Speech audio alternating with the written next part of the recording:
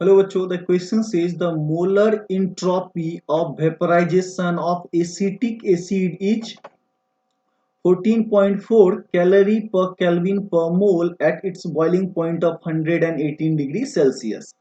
The latent heat of vaporization of acetic acid is। तो देखो बच्चों, यहाँ पे सिंपली क्या है कि आपके पास क्या है, CH3COOH। वो किस स्टेट में, लिक्विड स्टेट में, और ये क्या बना रहा है आपका इक्विलिब्रियम, वेपराइज हो रहा है किसमें, तो आपको पता होगा CH3COOH किसमें, तो गैसियस स्टेट में, राइट। तो इस केस में हम लोग क्या बोलेंगे कि डेल्टा जी क्या होगा, जीरो होगा। तो that means delta H minus T delta S equal to क्या हो जाएगा, जीरो।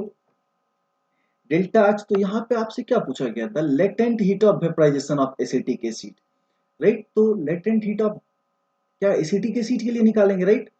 तो ये पर मोल के लिए, क्योंकि आपको देखिए वैल्यू किस में दिया हुआ, पर मोल में दिया हुआ है, किस में निकल के आएगा। तो चलिए हम लोग इसको सॉल्व करते हैं। दैट डेल्टा एच, या आप बोल सकते हो latent heat of vaporisation, right. इसी रिएक्शन का जो इंथैल्पी होता है उसी को क्या बोलता है, डेल्टा एच, या इस हीट को आप लेटेंट हीट मान लो, राइट। तो दैट लेटेंट हीट या डेल्टा एच इक्वल टू क्या हो जाएगा, टी या इंटू डेल्टा एस।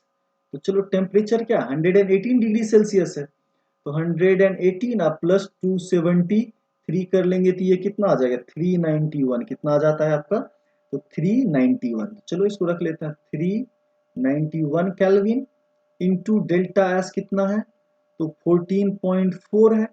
ये किस में आ जाएगा आपको, तो कैलोरी पर मोल में, किस में आ जाएगा, कैलोरी पर मोल में।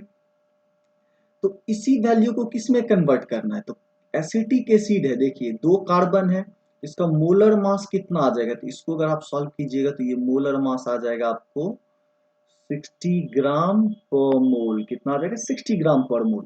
तो कैलोरी पर ग्राम में पूछा गया ना, तो इसको क्या लिख लेंगे, 391 into 14.4 divided by 60। Molar mass से डिवाइड कर लेंगे तब ये यूनिट बस चेंज क्या हो जाएगा, कैलोरी पर ग्राम में। और इस वैल्यू को जब सॉल्व करते हैं तो ये वैल्यू आ जाता है आपका 94 calorie per gram, and that is given in option C. ये आपको कहा है, ऑप्शन सी में है। So I hope you all guys understand it well. Thank you, stay tuned.